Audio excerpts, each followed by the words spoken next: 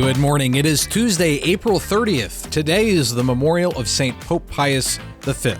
This is Michigan Mornings from Ave Maria Radio and the Ave Maria Radio app. I'm Matthew Handley. Coming up, I've got details on a local Fatima talk this weekend, but first, your local weather and this news.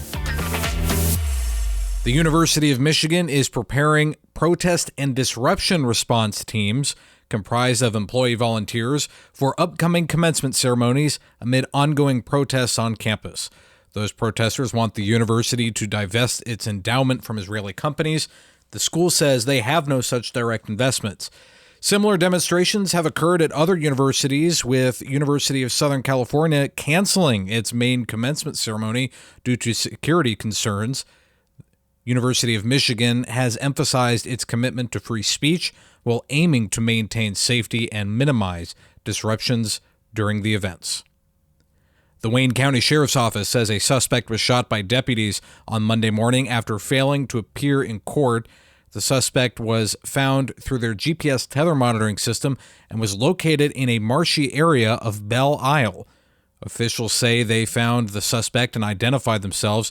The suspect turned and pointed a long gun at deputies. The suspect was injured and then taken to the hospital, and Michigan State Police are investigating the incident. To West Michigan now, where several hundred people gathered on Saturday at Brown's Funeral Home in Grand Rapids for the funeral of 25-year-old Samuel Sterling. He was hit and killed by an unmarked Michigan State Police cruiser when he was wanted for outstanding warrants and was trying to run from police on April 17th in Kentwood. The whole purpose of the criminal justice system is for people to have a second chance and get an opportunity to do better. But they can't do better if they're killed unjustly. That's Messiah Baptist Church Deacon Robert Hurd, who says Sterling had a lot of living to do and that people make mistakes. U.S. Attorney for the Western District of Michigan, Mark Totten, says they are monitoring the investigation of Sterling's death and will bring charges if needed.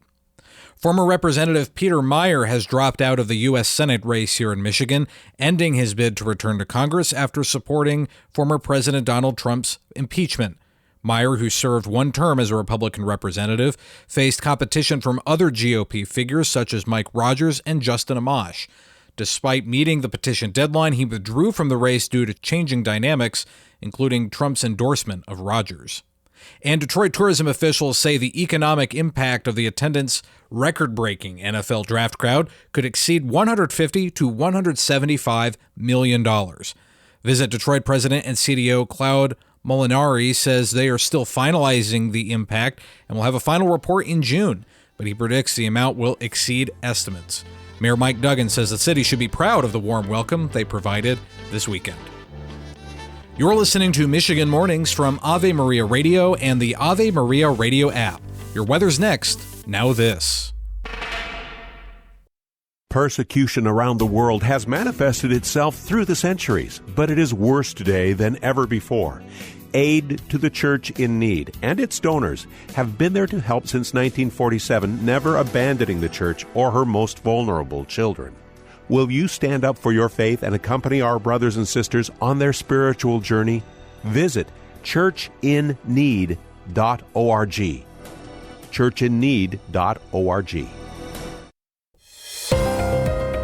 Today in Detroit, we are starting the morning with cloudy skies. Those will clear out as the day goes on. Our highs will be in the lower 70s. Tonight, we can expect mostly clear skies, with temperatures dipping to the lower 50s. Tomorrow's looking to be a nice Michigan spring day. We've got sunny skies in the forecast with temperatures near 80. Thursday looks to be similar with highs in the mid-70s, and the chance of rain returns in the early morning hours of Friday. Highs will be near 80. Today in Saginaw, we will have a few peaks of sunshine. Highs today will be near 70. Tonight, we can expect partly cloudy skies and lows in the mid-40s. Tomorrow, the clouds clear out, and it looks like a good spring Michigan day. Highs will be in the mid-70s. Thursday, there's a chance of rain in the afternoon. Highs will be in the upper 70s. And on Friday, there's a chance of showers throughout the day. Temperatures will be in the upper 70s.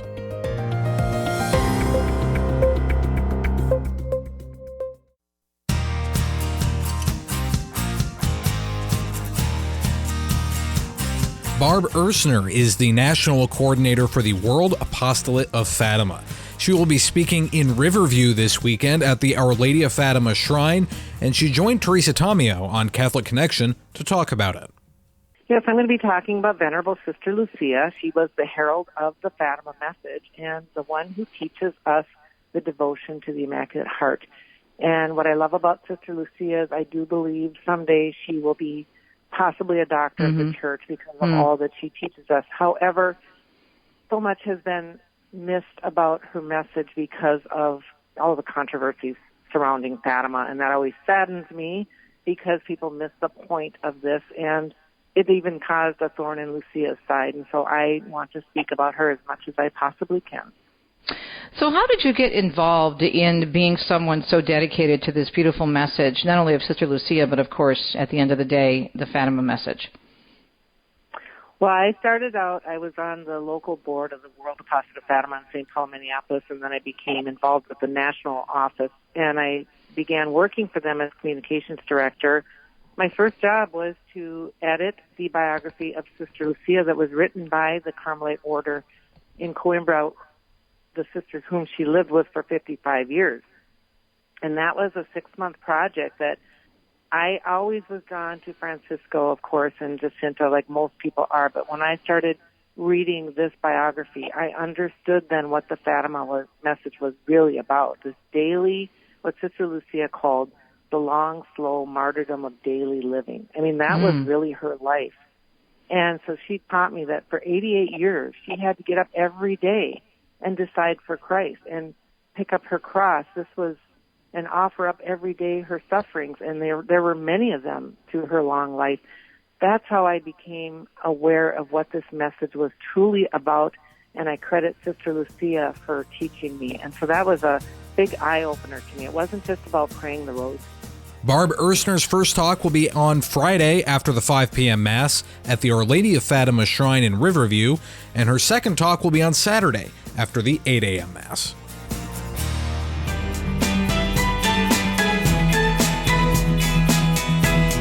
St. Augustine says the Church, which is founded upon Christ, received from him the keys of the kingdom of heaven. Therefore, this Church, by loving and following Christ, is set free from evil. I'm Matthew Handley. That does it for this edition of Michigan Mornings on Ave Maria Radio. You can stay connected with me throughout the day on X. I'm at Radio Handley. Lord willing, I'll talk to you again tomorrow, and until then, goodbye.